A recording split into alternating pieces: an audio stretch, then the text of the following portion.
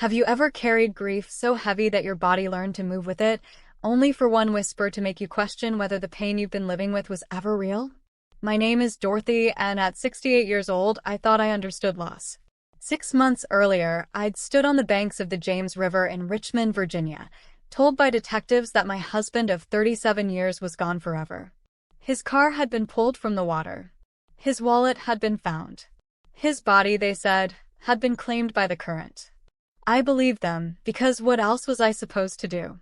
I buried the man in my heart, wore black for weeks, and tried to stitch together a life for myself and my granddaughter Lucy.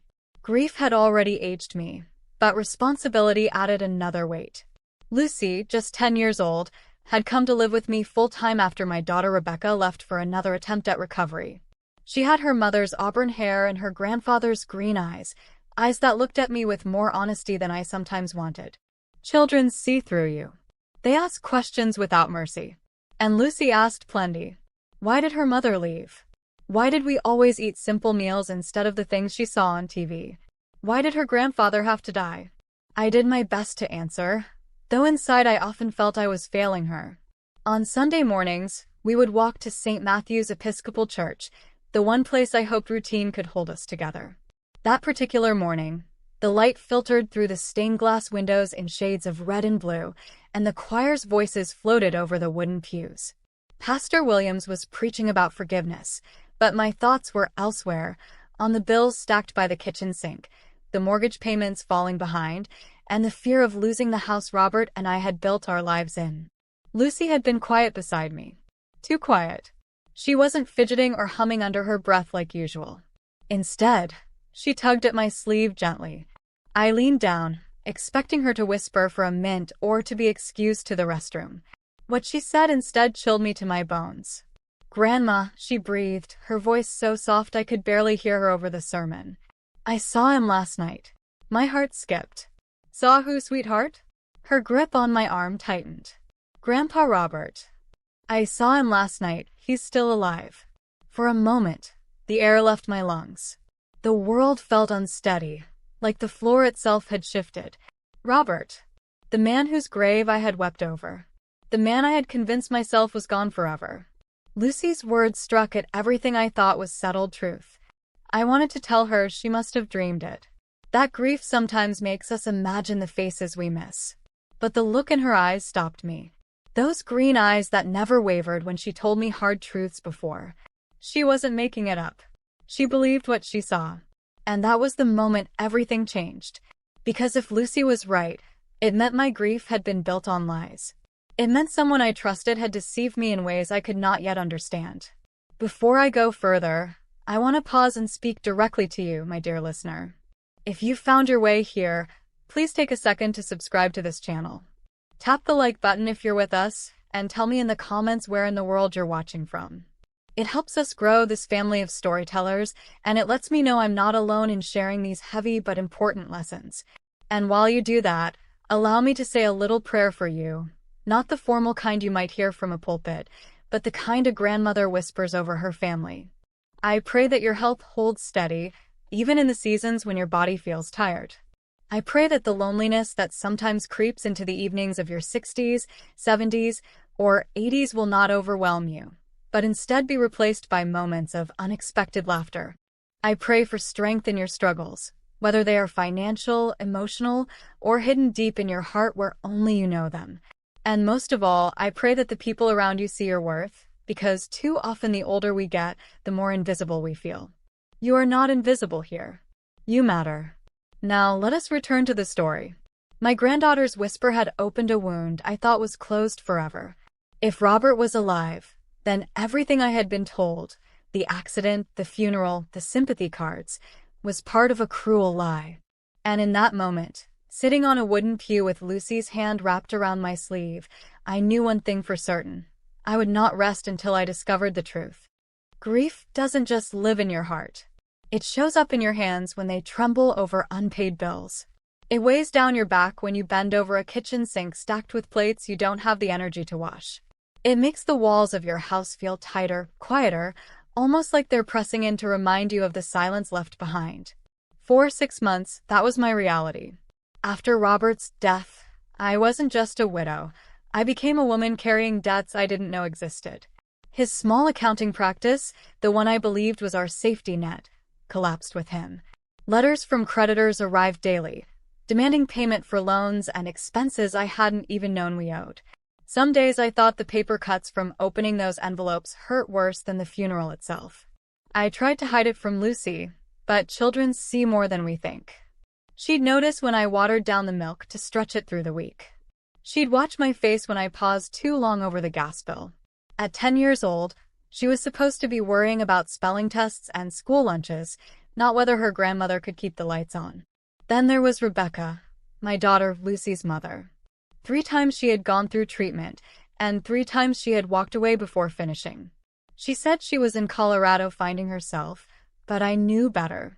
Addiction had stolen the daughter I once knew, and in her place was a woman who left her child behind. It hurt, but I couldn't afford to wallow. Lucy needed me.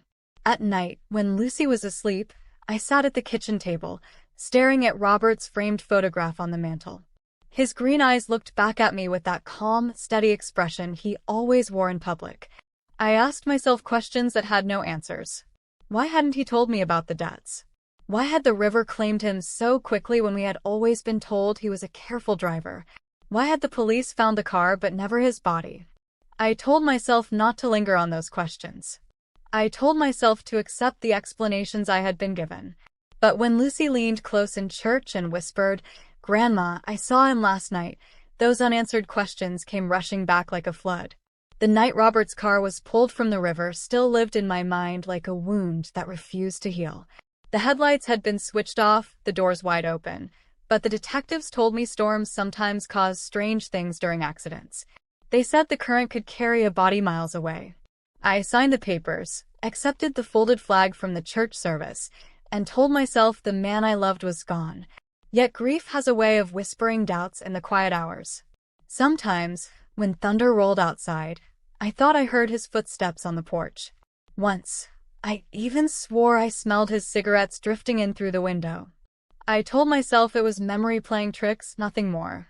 Lucy, however, didn't treat it like memory. She looked at me with those piercing green eyes, steady and unblinking. "I know it was him, Grandma," she said the morning after church. "He was by Mrs. Henderson's fence. He had on the blue jacket he always wore. He looked at me, and then he ran." I tried to soothe her. I said, "Sometimes when we miss people too much, our mind makes them appear to us." But she shook her head firmly. "It wasn't in my mind. It was him." Her certainty rattled me more than the whisper itself. Children might believe in Santa Claus or bedtime stories, but Lucy wasn't that kind of child. She had stopped pretending about make-believe years earlier. She was blunt, sharp, and truthful, even when it hurt. And if she said she saw Robert, she believed it with her whole heart. That belief gnawed at me. Why hadn't his body ever been found?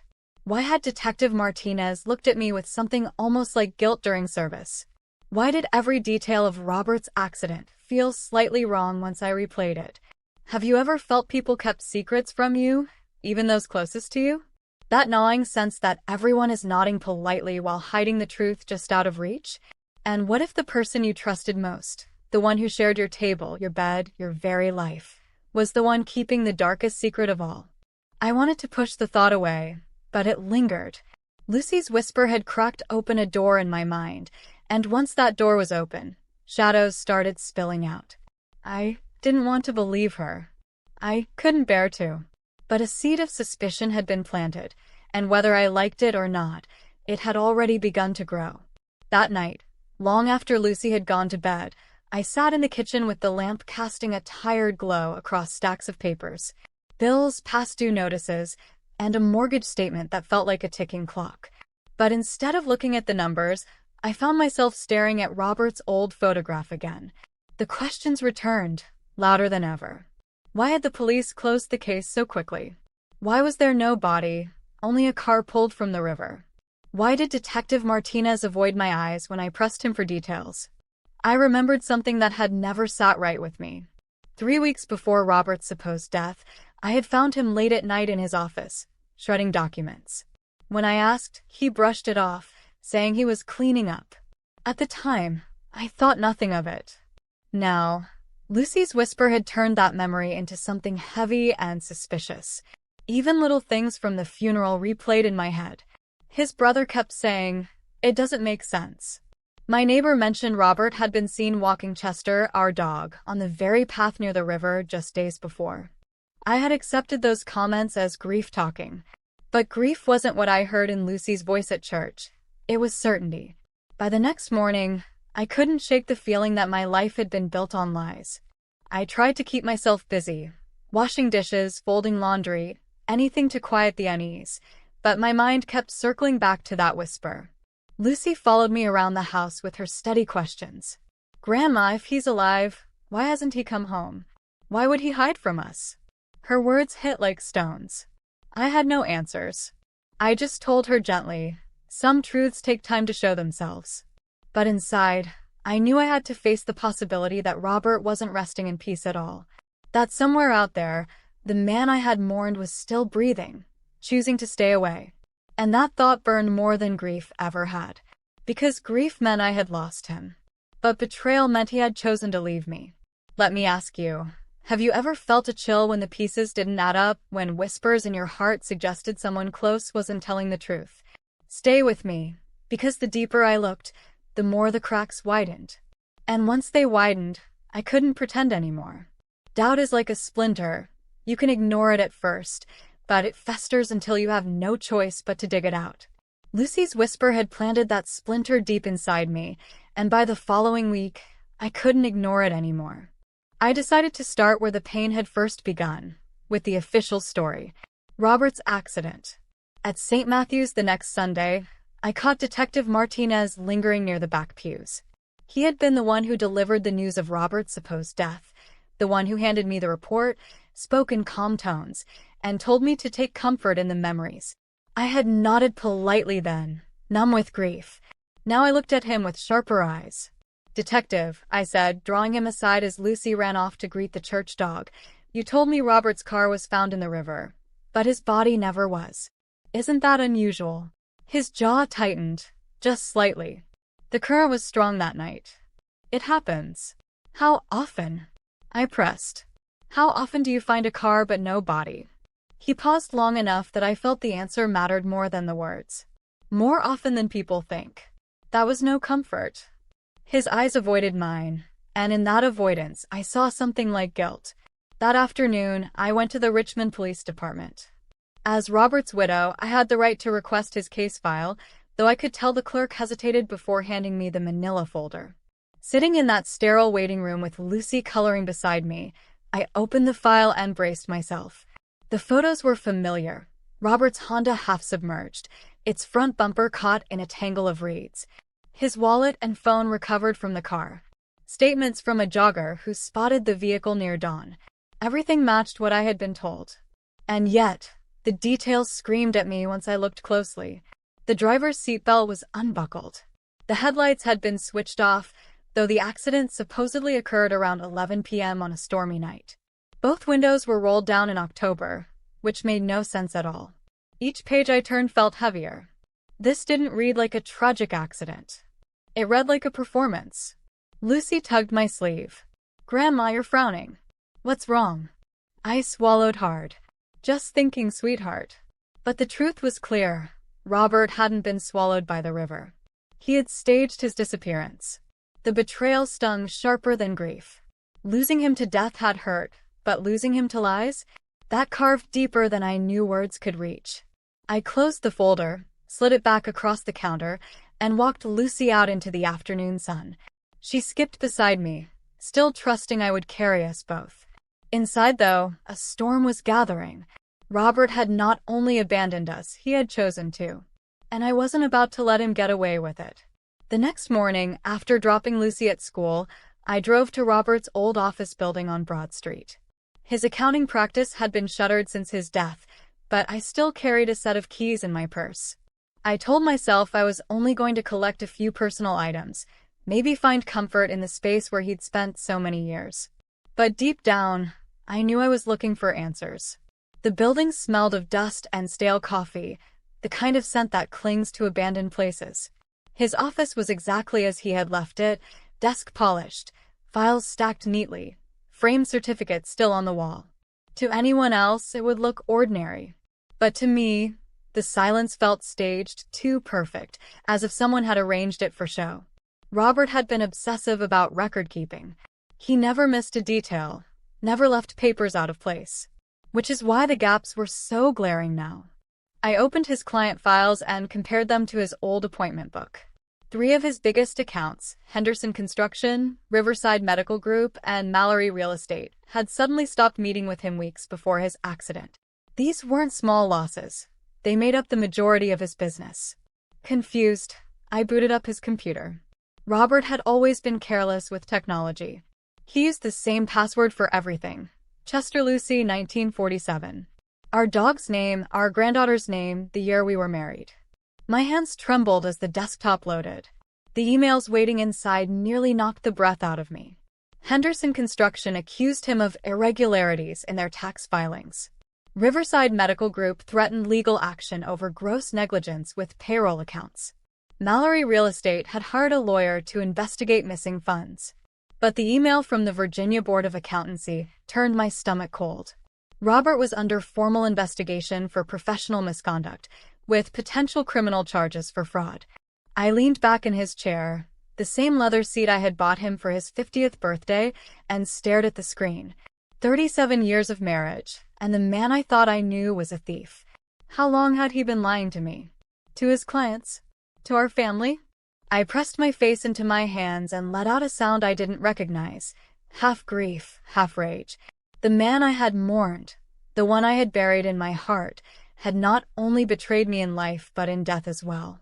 I shut the computer, locked the office behind me, and walked back to my car with shaking hands. The silence of the building followed me, almost mocking. Robert hadn't just disappeared to escape grief or despair. He had disappeared to escape the law. And if Lucy had truly seen him alive, then it meant his lies weren't finished yet. That evening, after Lucy had gone to bed, I sat on the edge of my mattress with the weight of the day pressing hard against my chest. The discovery at Robert's office still rang in my head. Fraud, negligence, misconduct. Every word in those emails was another crack in the memory of the man I thought I'd married. But one question haunted me most. Why? Why risk everything he had built? Why abandon his family instead of facing the consequences? I needed answers, and I knew there was only one person I could call. My younger sister, Patricia, lived in Norfolk. She was 3 years my junior, outspoken in ways I had never been, and while she had never said much about Robert, I always sensed she held opinions she kept to herself. That night, I dialed her number, my hand trembling slightly as I waited for her to answer. "Dorothy? It's late. Is everything all right?" she asked, her voice concerned. "No, Pat. Nothing's all right. I need you to tell me something, and I need the truth this time." There was a pause on the other end. "Go on. Did you ever notice anything off about Robert? Anything dishonest, about money or business?" Another silence, heavier this time. Finally, Patricia sighed. "I always suspected yes. He lived like a man who had more money than he claimed. Flashy cars, trips to Atlantic City he called conferences. I never believed him, Dorothy. I thought you knew." My stomach dropped. "Trips? What trips?" "Oh, Dorothy," she whispered, as if she regretted speaking but couldn't stop now. 3 years ago, I saw him at the Borgata Casino. High-stakes poker table. He was throwing around cash like it was pocket change. When he noticed me, he begged me not to tell you.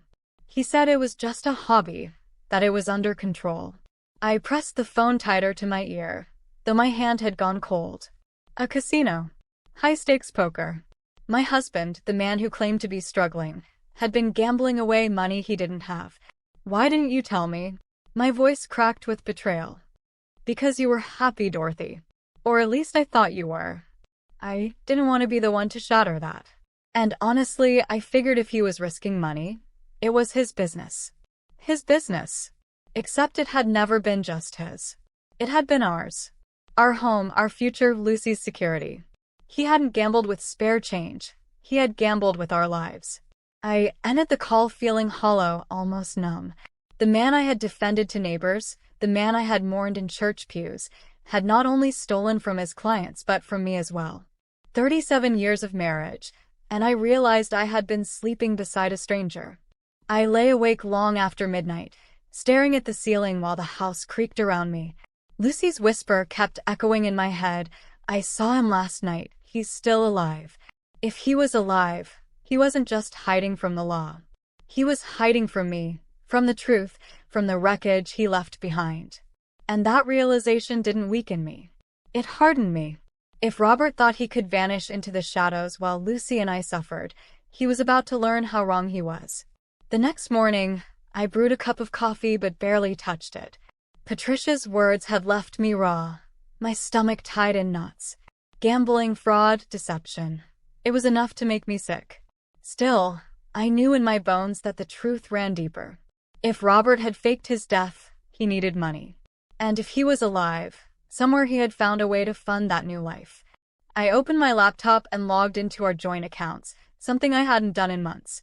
The screen glowed with numbers that used to represent security, but now felt like secrets staring back at me. There it was, the life insurance payout. $500,000. Money that was supposed to keep Lucy and me afloat after his passing. I had barely touched it, only using small amounts for funeral expenses and urgent bills. I had been careful, almost reverent, as if every dollar carried his memory.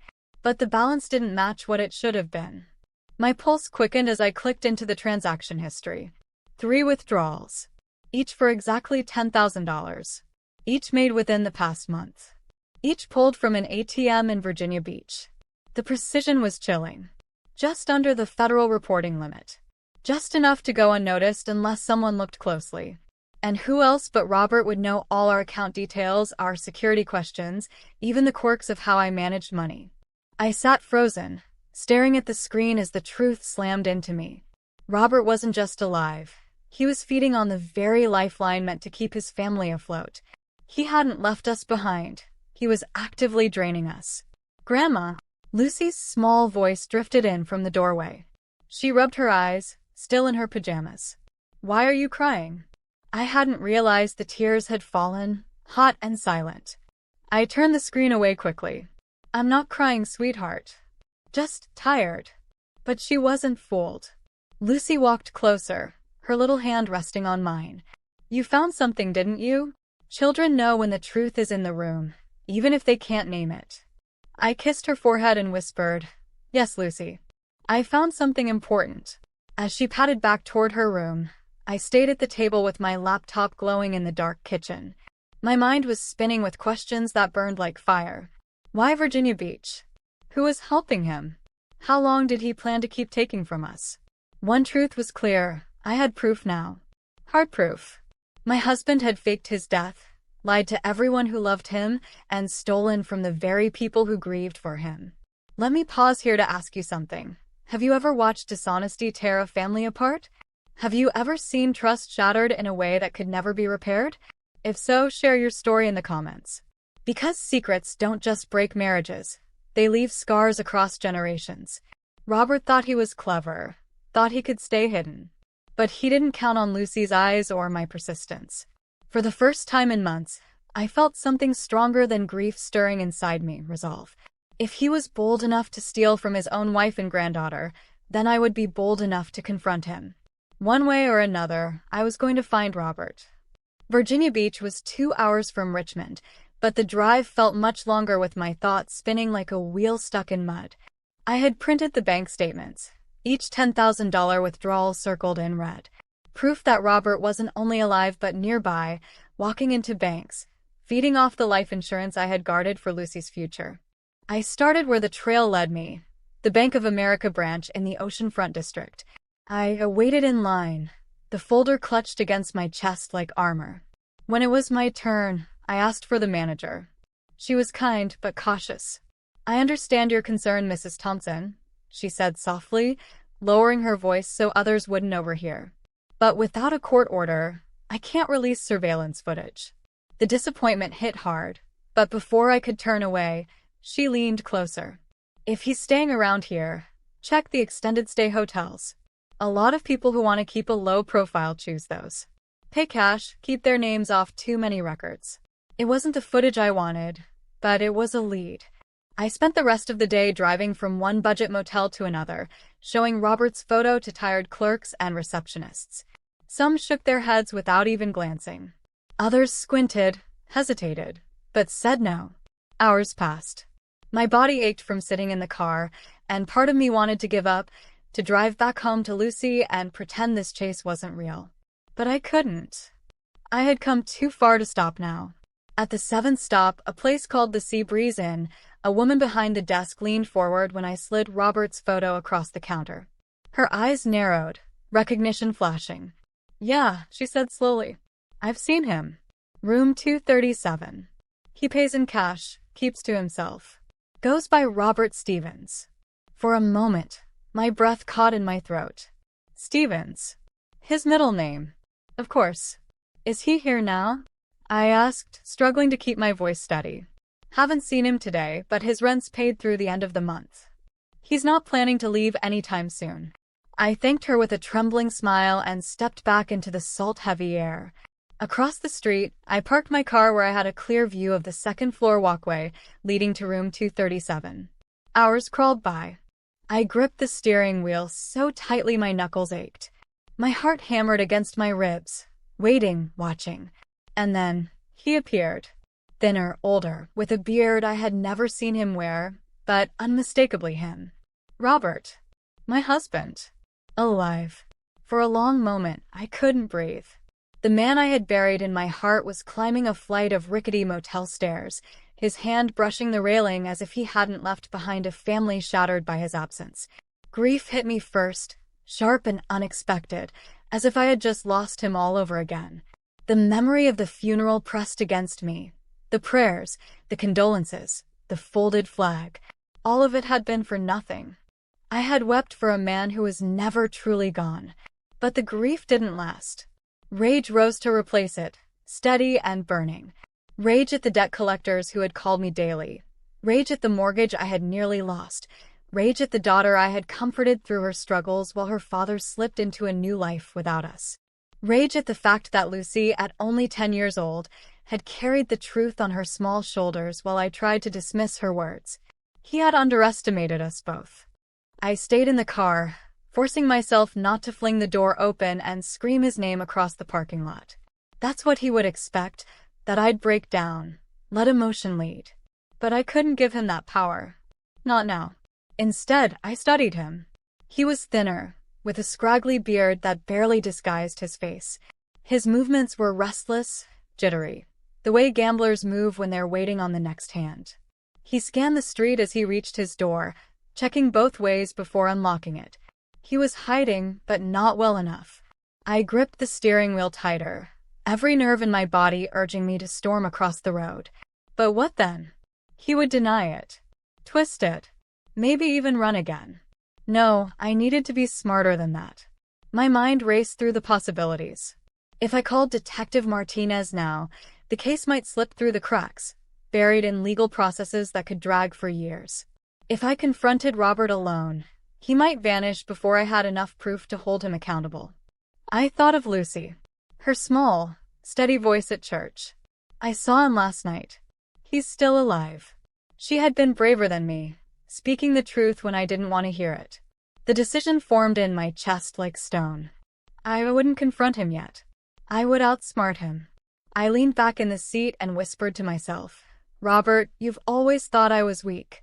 That was your first mistake. And now it's going to be your last." By the time I pulled into our driveway in Richmond, the sun was sinking low, washing the house in orange light. Lucy was waiting by the window, her small face pressed against the glass. She ran to the door the moment I stepped inside. "Grandma, did you find him?" Her voice carried both hope and fear, a mixture no child her age should have to hold. I set my purse on the table and knelt down so we were eye to eye. "Yes, sweetheart. I found him." Her eyes widened. "He's really alive?" I nodded slowly. The truth weighed heavy on my tongue, but I forced it out. "Yes, Lucy. He's alive. He's staying in Virginia Beach." For a moment, she just stared at me. Then she whispered, "Why hasn't he come home?" The question pierced me in ways I couldn't prepare for. How do you explain to a child that the grandfather she adored had chosen lies over love? That the man who once bought her ice cream after school was now a fugitive from his own family? I took a deep breath. Sometimes grown-ups make choices they think will protect them, but those choices can hurt the people they love the most. Lucy's brow furrowed. But he always told me family comes first. Was that a lie too? Tears stung my eyes, but I kept my voice steady. Yes, sweetheart. It was. She sat quietly, processing my words in that way only she could, calm, but fierce. Then he's not the man I thought he was, she said finally. He's somebody else now. Her bluntness cut deeper than any accusation could. Out of the mouths of children comes the truth adults are too afraid to speak. I pulled her close, holding her as tightly as my arms would allow. You're right, Lucy. He isn't the man we thought he was. But that doesn't mean we can't protect each other. That's what family really means. Her small hands clutched my sweater. So what do we do now? That question echoed in my chest long after she went to bed. What did we do now? March into the police station with the little I had? Knock on Robert's motel door and risk him slipping away again? Or watch, wait, and gather everything I needed to ensure he could never hide again? I stood at the window, staring out at the dark street, my reflection faint against the glass. For the first time since Robert's death, I didn't feel powerless. He had underestimated me. He had underestimated us. And that was the crack in his armor I intended to use.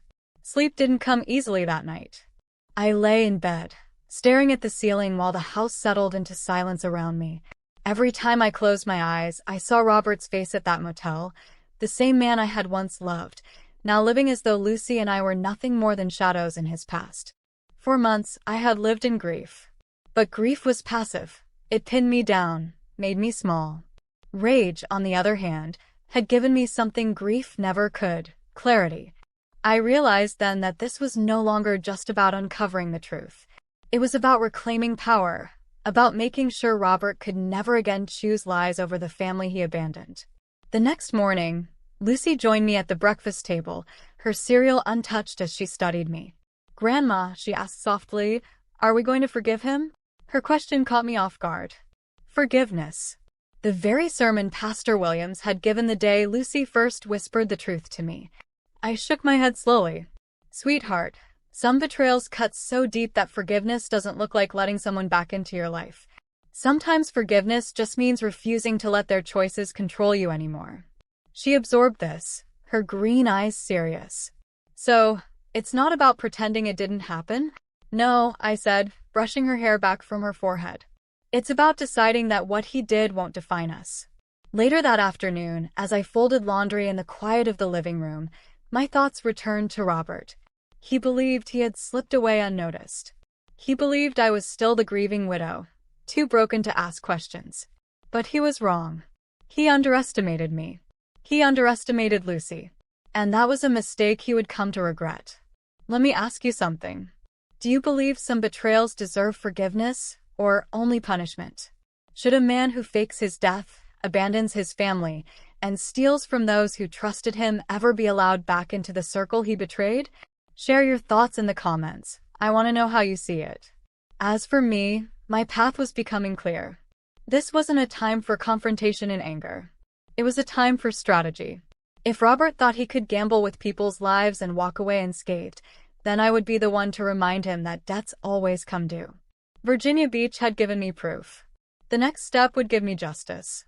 And for the first time in months, I felt ready. Maymont Park has always been a place of peace for me. Wide lawns, winding paths, families scattered with picnic blankets. It was the kind of place where children's laughter drowned out grown-up worries. That's why I chose it. If I was going to confront Robert, I wanted it to be somewhere public enough to keep him from slipping into violence, but private enough that our words wouldn't become a spectacle. The night before, I sat with Lucy at the kitchen table. Between us lay the folder, bank records, copies of emails, photographs I had quietly taken outside the Seabreeze Inn. Evidence. Proof. Lucy, I said softly, tomorrow I'm going to see your grandfather. I need you to know that what happens might be difficult. He may try to talk his way out, or even lie to us again. She studied the papers with the seriousness of someone far older than 10. Are we going to make him tell the truth? That's the plan, I answered. But it's not just about the truth anymore. It's about making sure he can't hurt us or anyone else again. Her small hand reached for mine. I want to be there. He lied to me too, Grandma. I deserve to ask him why. My heart twisted at her words. I wanted to shield her, keep her innocence intact. But Lucy wasn't a child who could be sheltered by silence anymore. She had carried the weight of knowing Robert was alive when no one else believed her. She had earned her voice in this. All right, I said finally. You'll come. But promise me something. You stay beside me the entire time. No matter what he says, no matter how angry he makes you, you don't step away. I promise, she whispered. The next morning, we dressed quietly. I wore my navy coat, the one Robert always said made me look too serious. Lucy tucked her hair into a headband, clutching a small notebook she had been scribbling in for days. We drove in silence to Maymont, parking near the Japanese garden. The air carried a hint of spring, sweet and heavy with blooming dogwoods. As we walked, Lucy slipped her hand into mine, her grip steady. When we reached the stone bridge at the edge of the park, I saw him. Robert. Waiting, hands in his pockets, eyes scanning the path. He looked smaller than the man I remembered, shoulders hunched, face shadowed by a cap. But when his gaze landed on us, his expression shifted. Part surprise, part guilt, part defiance. Dorothy, he said, voice uneven. Lucy. Hearing him say her name made my chest tighten.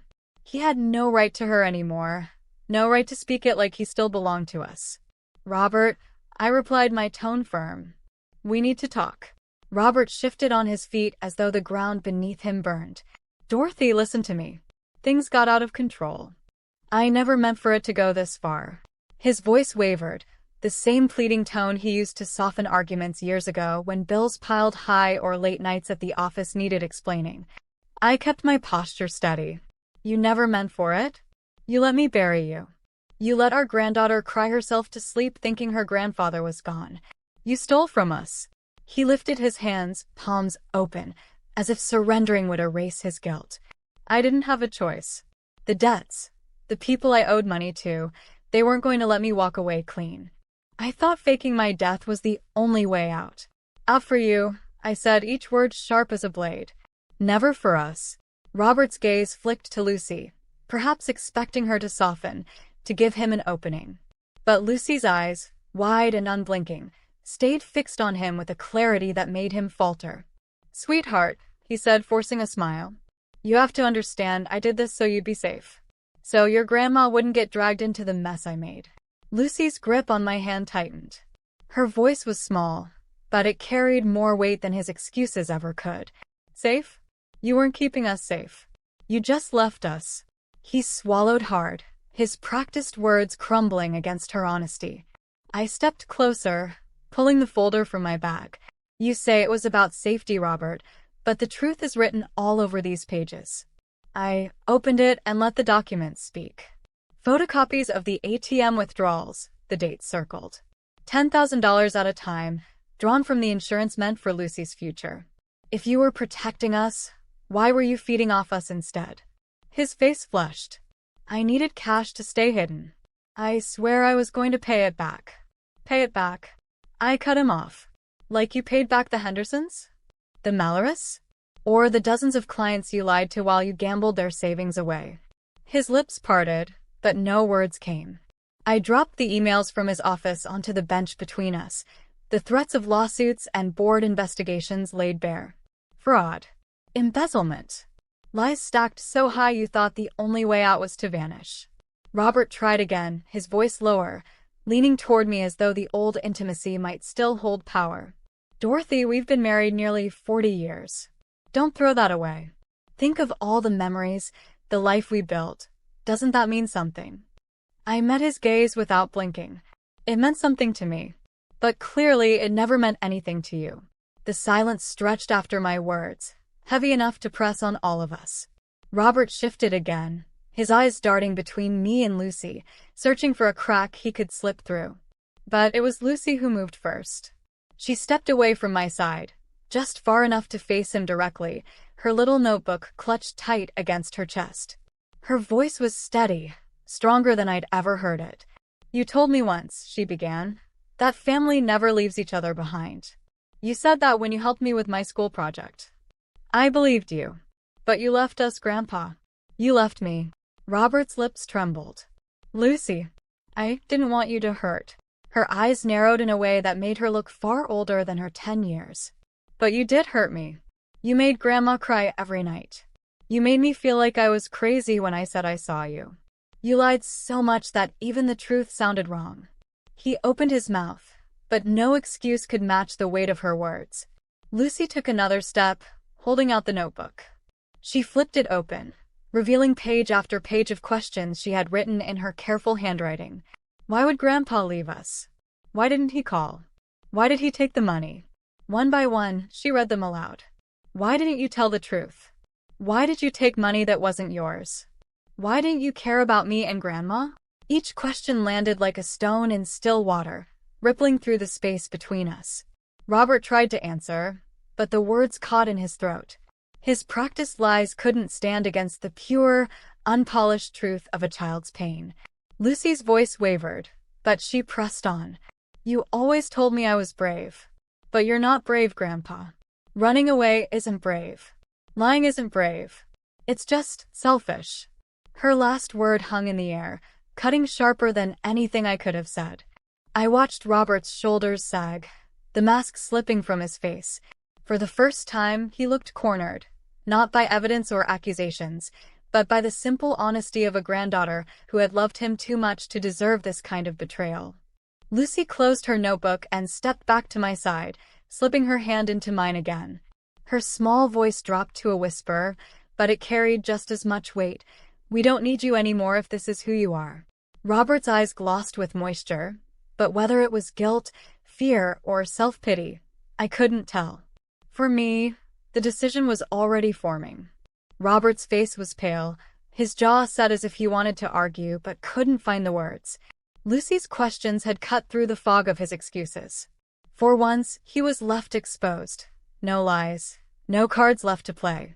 I took a step closer, standing between him and the open park path, unwilling to let him slip away again. You've lied, stolen, and left us to pick up the pieces.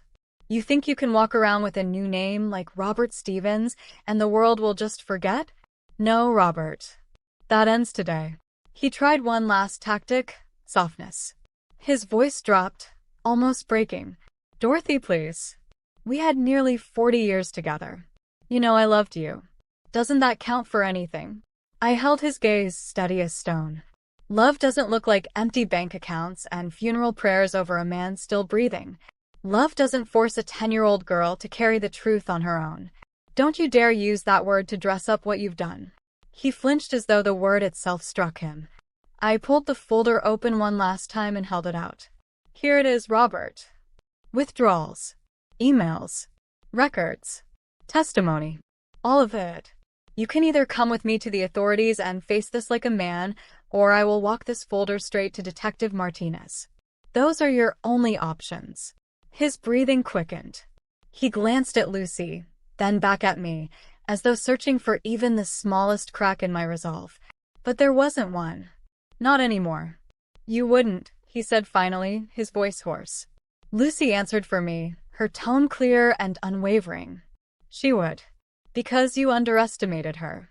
And you underestimated me. The words hit harder than any threat could. Robert's shoulders slumped, the fight draining from him. For the first time, he looked less like the man who once commanded rooms and more like a coward cornered by his own decisions. I leaned in, lowering my voice so only he could hear. This is the last chance I'll give you. Do the right thing, or I'll make sure every door you thought you could hide behind slams shut. Silence stretched. Even the park around us seemed to pause, the laughter of children distant, the rustle of leaves faint. Robert lowered his eyes. But whether he would surrender or slip into yet another excuse, I didn't know. Viewers, let me ask you this. Would you have the courage to face down a betrayer in your own family? Could you look into the eyes of someone you once trusted with your whole life and stand your ground? Tell me in the comments. I want to hear your voice. As for me, standing there in Maymont Park, I realized this wasn't just about Robert anymore. It was about reclaiming my dignity, protecting Lucy, and proving that betrayal didn't have to be the end of our story. Robert had gambled everything. Now it was time to see if he had the strength to face what he'd lost. The phone rang at 3 a.m. The sound cut through the house like a blade, pulling me out of a restless sleep. At first, I thought it was a wrong number, but the chill in my stomach told me otherwise. I reached for the receiver with a shaky hand. "Hello." The voice on the other end was low, ragged. "Dorothy, it's me. Robert." For a moment, I couldn't speak. My chest tightened as though the air had been sucked out of the room. Then he continued, his words dripping with desperation. "You can't go to the police. You don't understand what you're doing. If you keep pushing this, I swear I'll come for Lucy." The sound of her name in his mouth was enough to jolt me fully awake. My grip on the phone tightened. "Don't you dare," I hissed. "She's a child. You've done enough damage. You think you're stronger than me?" His voice cracked into something wild. "I built this family. I can take it apart. Don't test me, Dorothy." I slammed the phone down, my hands trembling. The house was quiet again, but the silence felt heavier, darker. I walked down the hall and checked on Lucy. She was curled beneath her quilt, her breathing soft and steady. I knelt beside her bed, brushing her hair gently back from her face. She stirred, blinking up at me. "Grandma? What's wrong?" I forced a smile, though my heart was pounding. "Nothing, sweetheart. Go back to sleep." But I couldn't sleep. Not after that call. The man who once promised to protect us was now threatening the very life he had abandoned. I sat in the living room with every light on, listening for the smallest sound outside. For the first time since this nightmare began, I understood just how dangerous Robert had become. He wasn't just a liar or a thief anymore. He was a desperate man with nothing left to lose. And desperate men were the most dangerous of all. I whispered a prayer under my breath. Not for me, but for Lucy. "Lord, shield her from harm. Give me the strength to face whatever's coming." Somewhere in the night, a plan was forming, though fear pressed hard against it. Robert thought he could frighten me into silence. He thought threats would make me fold. He still underestimated me. The house was too quiet the next night. I had double-checked every lock, drawn every curtain, and kept Lucy close by my side. Still, I couldn't shake the feeling that Robert was out there, circling like a wolf in the dark. At 2:45 a.m., the creak of the back door jolted me upright. My heart lurched into my throat. I grabbed the phone, but before I could dial, a shadow slipped into the kitchen. "Robert." He moved quickly, his eyes wild, sweat beading on his forehead. In his hand was a crowbar. He didn't even look at me at first. His gaze darted straight to the folder of evidence sitting on the counter, where I'd left it after hours of pacing. "You think you're smart," he spat, shoving past me. Papers scattered as he ripped the folder open, tearing at the documents, shoving them into a trash bag. Emails, records, withdrawals, gone. "Without these, you have nothing." I forced myself to stay calm, though my hands shook. "Destroying papers won't erase the truth, Robert. You can't undo what you've done." He glared at me, eyes blazing. "Truth? Truth is what people can prove. And if you can't prove a thing, then it's just your word against mine." I thought of Lucy asleep upstairs and prayed she would stay there. But the sound of his voice must have carried, because moments later, she appeared at the top of the stairs in her nightgown, clutching something small and silver in her hand. "Grandma," she whispered, "don't worry." Robert spun, startled. "Lucy, go back to bed." But Lucy didn't move. She held up the object in her hand, a USB stick, its small frame glinting under the kitchen light. "I saved everything," she said with a quiet boldness. "I scanned the papers. I uploaded them to the cloud. Even if you rip all that up, you can't erase it." Robert froze. His face drained of color. "What did you say?" "I sent copies to Detective Martinez," Lucy continued, her voice gaining strength. "And to Aunt Patricia. If anything happens to me or Grandma, they'll know it was you." The silence that followed was deafening. For the first time, Robert looked truly powerless.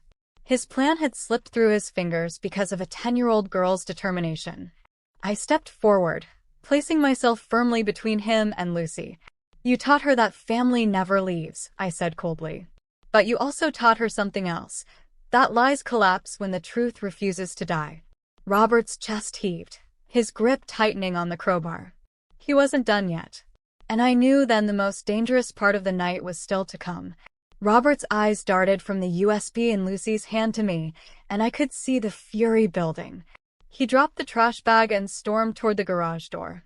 When he came back, the crowbar was gone, replaced with a baseball bat. The sight of it sent ice through my veins. He gripped it tight, his knuckles pale. "If you think a few files are going to ruin me, you're wrong. I'll take back control tonight, one way or another." I moved quickly, standing in front of Lucy. My body trembled, but my voice stayed even. "Robert, put that down. You won't hurt us. Not here. Not now." His laugh was bitter, jagged. "You think you know me, Dorothy, but you don't. You never did." He raised the bat, its shadow sweeping across the kitchen wall. "Stop." Lucy's voice cut through the tension, sharp and fearless. She was clutching her notebook now, the USB hidden in her pocket. Robert hesitated, eyes flicking toward her. That split second was all I needed. "You so much as swing that bat," I said firmly, "and the police will be on you before you leave this house. Every document, every video, every copy of the truth is already out there. You can't silence us anymore. You've lost." He sneered, lowering the bat just slightly. "Bluffing won't save you." I leaned forward, my eyes locked on his. "Then call my bluff. See what happens." The words shook him. He wavered, his grip loosening ever so slightly. What he didn't know was that Lucy, quick as lightning, had slipped her phone under the table. While he raged and threatened, she had already dialed 911 and whispered into the receiver. Her small fingers clutched the phone tightly against her lap, hidden beneath the notebook. The minutes stretched like hours. Robert's chest rose and fell with ragged breaths, his bat hanging at his side. I stood tall, refusing to move, my body shielding Lucy. My bluff was nothing more than words, but the way he faltered told me he believed every syllable. And in the quiet between us, I caught the faintest sound, the dispatcher's voice coming from Lucy's phone, so soft only I could hear it. She had done it. Help was on the way. I let the knowledge steady me, even as Robert's eyes grew more frantic, more unhinged. He had nothing left to lose, and that made him unpredictable. But I wasn't afraid anymore. Not truly. Because for the first time, it wasn't just me standing against him. Lucy had proven she was braver than either of us had ever known. And Robert was about to discover he wasn't the only one capable of playing a hand he hadn't counted on. The sound came first, sirens, faint but growing louder, cutting through the stillness of the night. Robert's head snapped toward the window, his eyes wide, the bat slipping slightly in his grip. "No," he muttered, shaking his head. "No, not like this." Blue and red lights washed over the curtains as a patrol car pulled into the driveway. Tires crunched against gravel. Doors slammed. Voices called out. "Police. Step away from them now." Robert froze, caught between fight and flight.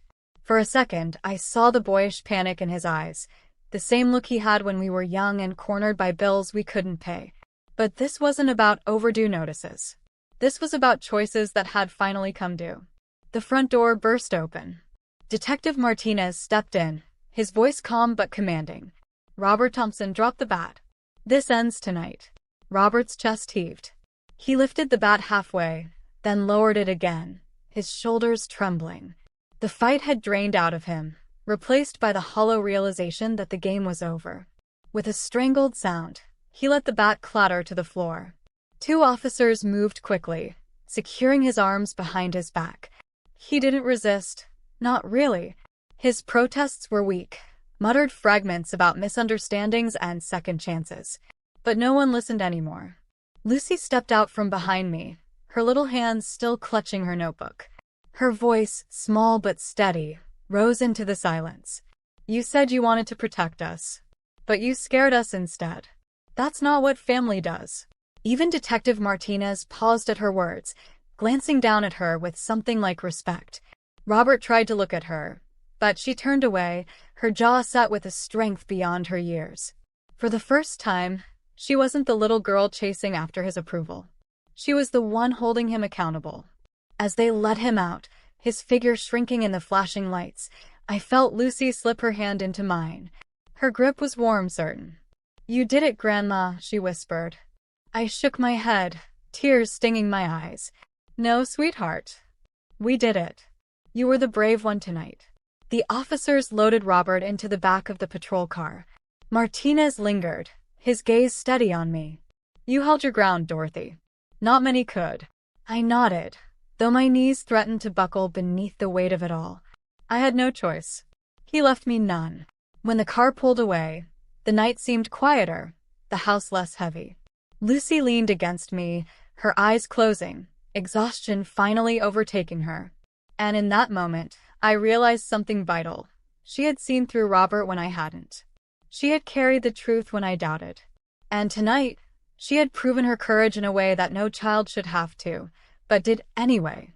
Robert's betrayal had brought us to the edge, but Lucy's bravery had pulled us back. Robert's arrest was the talk of Richmond. Newspapers splashed his story across their front pages, neighbors whispered about it at church, and strangers stopped me at the grocery store with questions. For many, it was just another scandal. For me and Lucy, it was the end of months of torment and the beginning of something harder to name: peace. Detective Martinez had kept his promise, staying by our side through every hearing and court date. The charges were overwhelming: fraud, theft, faking his death, and endangering his family. The courtroom became the stage where all of Robert's choices were laid bare. Lucy and I sat on the wooden benches day after day, her hand folded into mine. I could feel her courage steadying me, just as I tried to steady her. When Robert entered in his prison jumpsuit, shackled and pale, he wouldn't meet our eyes. And that was fine. I had already seen him clearly for who he was. The prosecution presented everything: the staged car crash, the financial records, the withdrawals from the insurance account.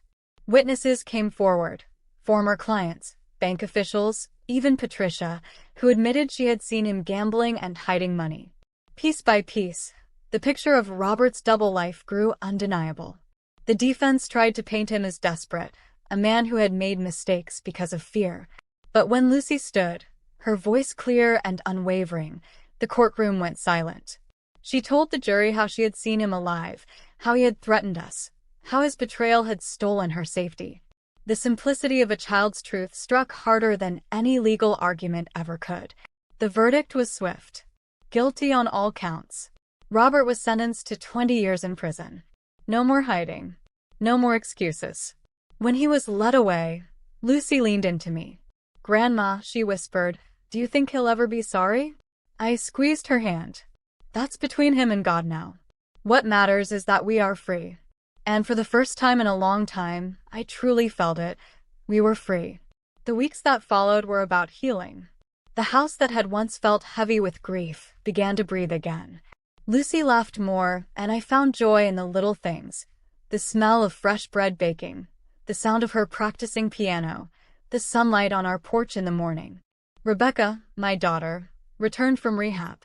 She was sober, cautious, and humbled. At first, I wasn't sure I could trust her. She had disappeared into her own struggles when we needed her most. But slowly, she began to show me she wanted redemption. She went with me to counseling sessions, apologized to Lucy for the times she wasn't present, and even helped mend the garden Robert had once neglected. It wasn't perfect, but it was progress. And progress was enough. I learned then that forgiveness doesn't mean forgetting. It doesn't mean excuses. Forgiveness is simply the choice not to let betrayal define the rest of your life. Robert would never be part of ours again, but I refuse to let his lies steal any more of our joy. Let me turn to you here. Do you believe forgiveness should always follow betrayal, or are there times when justice must stand alone? I'd love to hear your thoughts in the comments. Your perspective matters because stories like this are not just about pain. They are about what comes after and how we choose to rise. If this story touched you, please like this video, subscribe to Granny's Tales, and share it with someone who might need to hear it. Every click, every comment helps us keep sharing stories that remind us of the strength we carry inside. And before we close, allow me to speak a blessing over you. May your health remain strong, may your mind be calm, and may your heart be guarded against those who would betray your trust. May you never carry burdens alone, And may every struggle you face turn into a stepping stone toward peace. I pray for protection over your home, joy over your family, and courage for the days ahead. Stay safe, stay strong, and know that you are never forgotten here.